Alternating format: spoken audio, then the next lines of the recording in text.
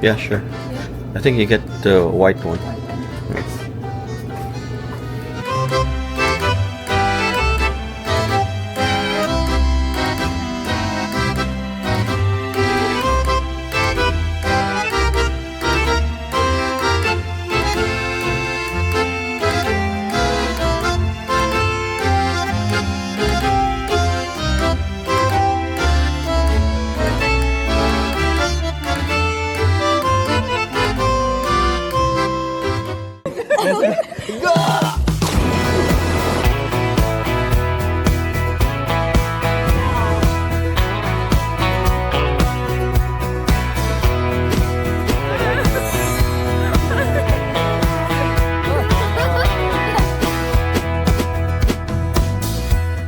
Morning everyone, time check 10:30 and temperature namin ngayon it's 87 degrees Fahrenheit. yeah, 87 degrees Fahrenheit. So today we're going on a road trip. Pupunta kami sa Leavenworth, right? Then Washington. it's a 165 miles drive or almost 3 hours. Biglaan na road trip kasi supposed to be schedule ko kagabi or last night duty sa nursing home. Pero nangyari, nagkamali sila ng schedule sa akin. Schedule ako ng umaga, which is hindi ako pwede makapasok kasi may pasok ako noon sa hospital. So, yun, road trip kami kasi bukas off pa din ako. So, at sinabi ko kay Jan na mag-unwind kasi lagi na ako nagtatrabaho. And before din siya papasok sa work niya this week. So yeah, magiging busy na. So at least before maging busy, makapasyal muna kami. And then malapit na din pasukan. So yeah, so this is our first time going there. Hindi sumama yung sister-in-law ko kasi may trabaho sila dalawa. So yeah, kami lang. And then yeah, well, I think we'll see you there.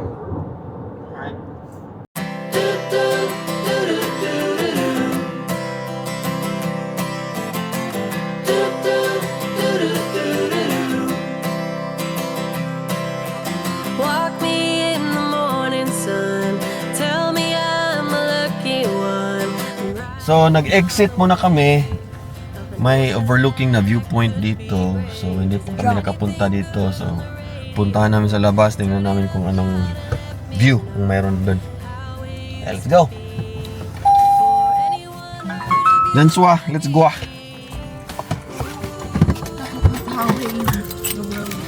Ayan, tingnan natin! Wow! Wow, look at this! Ayan, si Allison. Ayan. Viewpoint. Iwan ko kung anong lugar na sinabi na yan na ni Romel, yung brother-in-law ko.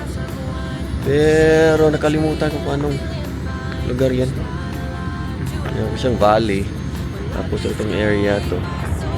Yan. Frog hill siya. May mga trucks din. Mga parking area din to ng trucks eh. So, yan.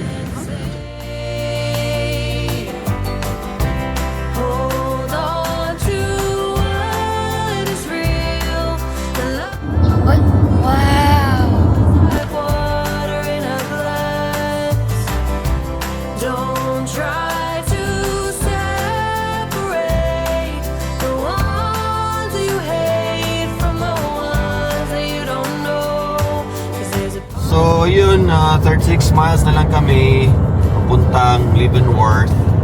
So nag-change na yung environment dito. So from desert, mga bush lang, rolling hills as far as the eye can see. Mga pines na naman dito. So mountains na nga, mga pine trees. So yan yung surroundings namin. So papunta na kasi kami sa taas, papuntang Canada na to. So yun, and we'll vlog again once we get to Leavenworth. So wait.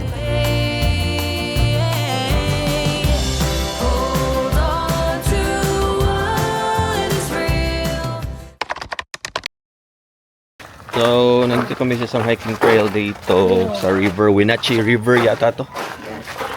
We're on our way towards the beach. Yeah. Okay. Gross. So, dito na lang. Hindi ako mag-vlog kasi may mga naka-swimsuit dito.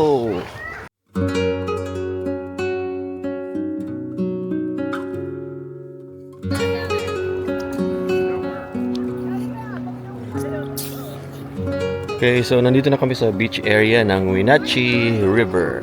Look at that. Yeah. It's really nice. Hey. So, yan si Jansoy. Gustong maligo pero hindi kami nakadala ng extra clothes na pangligo niya kasi hindi namin na-expect to eh.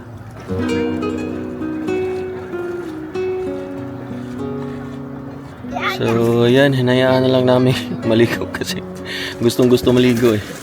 Hinayaan lang namin. Kasi hindi namin alam kailan kami makabalik dito. And we used to do this in Canada, British Columbia. Yung sa mga lakes doon.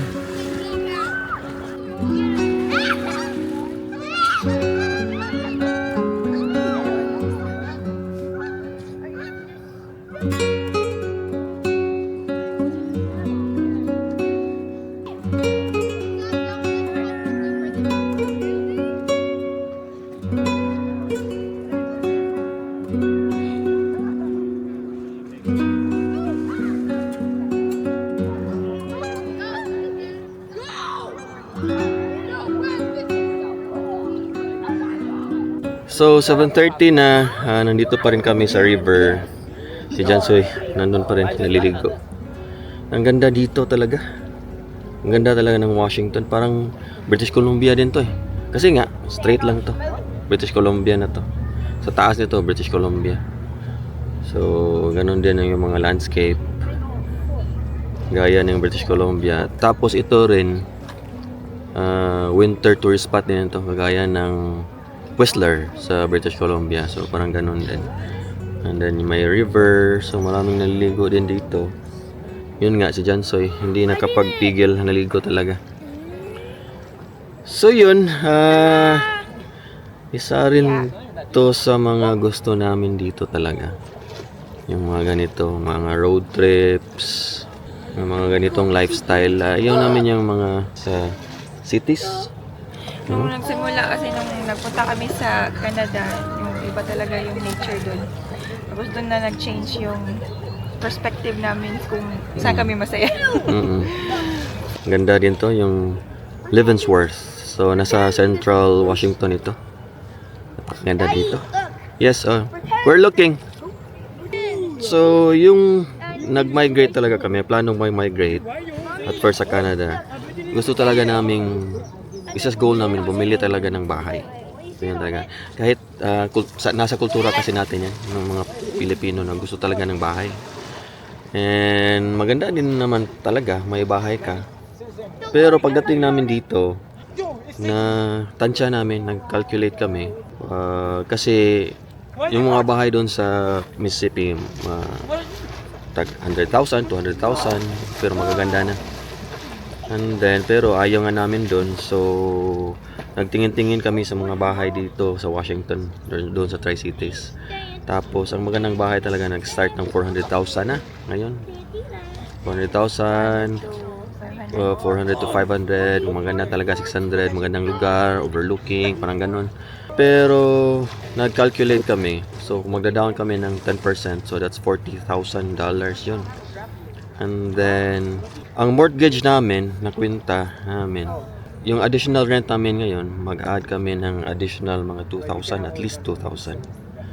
2,000 plus para sa monthly mortgage. So, natansya namin na yung 40,000 na down payment, 40,000 na down payment, at saka 10% kasi. And then, yung mga 2,000 na additional na magagasto namin sa mortgage, ininegosyo na lang namin yan sa Pilipinas or i-save dito or magnegosyo yung sa Pilipinas, yung mga properties namin doon i-develop namin para may additional na passive income ba. And then Kasi napag-isipan namin pag bibili kami ng bahay, yung rent namin ngayon medyo mahal siya.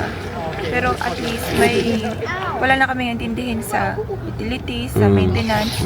Hindi namin problema yan kasi part na yun sa rent. Unlike kung bibili kami ng bahay, so of course, it's additional expenses if kung may masisira o may yung mga utilities, water, electricity, and everything. So, Kasi hindi lang mortgage kasing babayaran.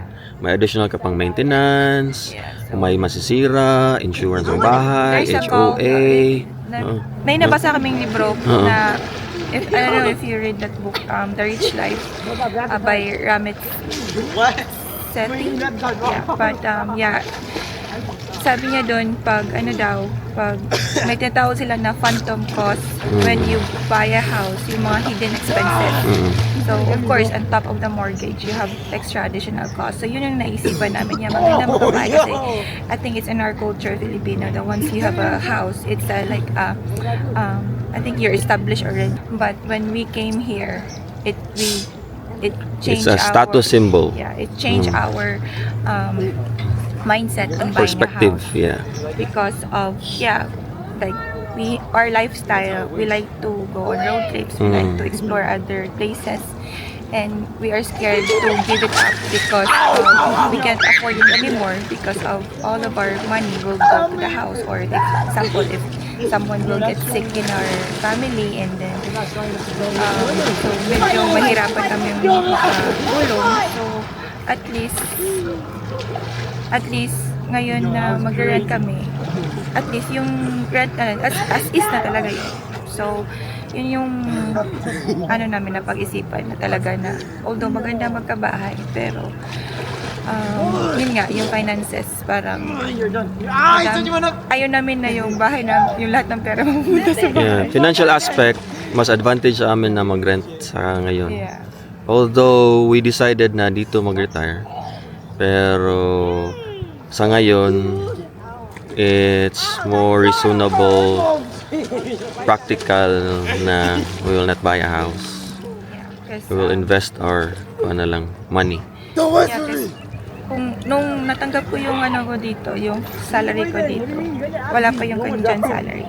Napag-isipan na kaya naman pala magbili ng bahay or magbayad ng monthly. Ngayon nga lang, pag ayaw namin yung katawan namin yung ipupuhunan namin pang monthly. Kung what if kung magkasakit kami, diba? So, hindi naman talaga stop yung monthly expenses mo if magkasakit ka. So, yun yung medyo natakot kami. So, even though you can afford it, but we don't want it to like because you work because you're paying for a house. We want to work because we want to enjoy life. May full-time, may part-time, at saka naghahanap pa ng PRN, per diem. Kasi nga, maganda ang bahay, overlooking. Tapos hindi lang naman bahay ang binabayaran. Baka may pinapadala din sa Pilipinas kasi kultura din natin yan eh. May pinagagastuhan ng iba. So, sa amin naman, maganda nga ang bahay pero wala naman lagi doon kasi nagtatrabaho. So, parang ganun. Tapos, walan kami ng time para kay Jansoy. So, naisip namin na we'll just rent and then invest our money. Like I'm getting extra job or like PRN job and then picking up extra shifts. It's because we want to save more so we can invest later on. So we don't want that to happen if ever we're picking up shift and then we're getting extra job because of everything the money will be put in the house. So that's why we decided gonna rent. Yeah. Kasi pag magagasto na kami sa mortgage, so itong mga view na ito hindi na namin to basta-basta mapuntahan. And this is our lifestyle talaga. Sabi ni, anong pangalan niya? Ramit is ang buying a house daw, it's also a lifestyle daw. Yeah, kumbaga kanya-kanyang buhay. Kanya-kanyang gusto sa buhay, kanya-kanyang diskarte. So sa amin, this is our lifestyle. May iba naman na gusto talaga yung bahay kasi yun ang goals nila. Yeah. Doon They're sila happy. maligaya. They're happy maybe doing maintenance job in their house or like Yeah. fixing their house, Yeah. decorating the house. That's what they're happy. Yeah, so we decided na we'll keep renting and invest the money that we're supposed to allocate to the down payment and the monthly mortgage and the phantom cost. Yeah, those Yeah. are phantom costs. Yeah. So yun. Siguro pupunta na kami sa hotel in a few minutes kasi lumidilim na rin. And it's already 7:45 p.m.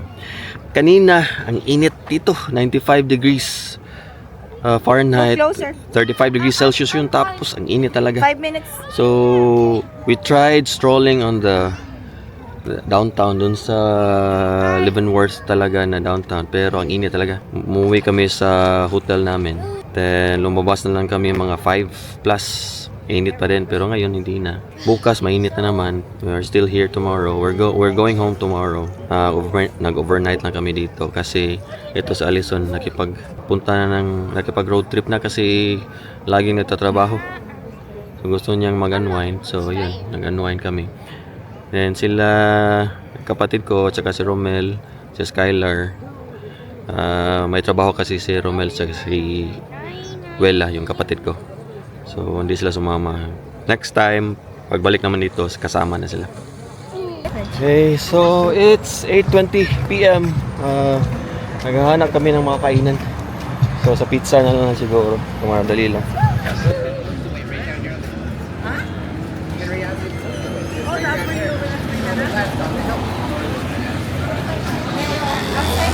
Yeah.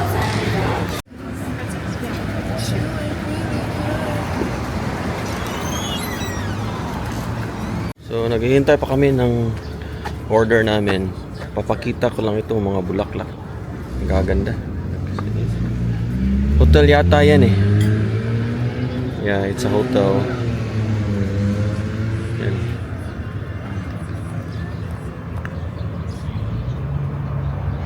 Ang gaganda ng bulaklak.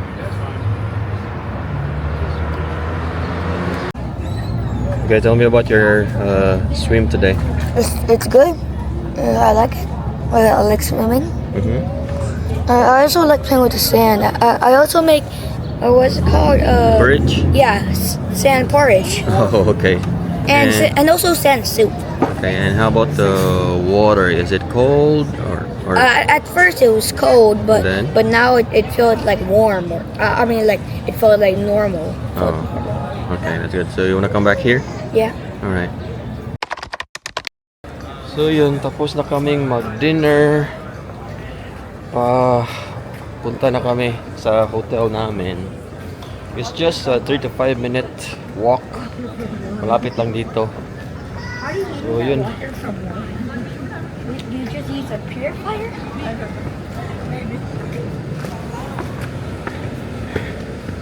Yan, ang ganda dito. So ito yan. Yan. Hindi ganong maraming tao ngayon. Kasi I think it's off season. Yun nga, this is winter or Christmas na tourist spot or destination. Kaya konti lang ang pupunta pag summer. So yun, ito. Yan. Ang ganda dito. Siguro pag winter, ang ganda dito. Babalik kami dito. Yeah, Bavarian. That's what Bavarian means. Yeah. So yun, yun lang munang vlog namin ngayon. Thank you all for watching. God bless you all and stay safe.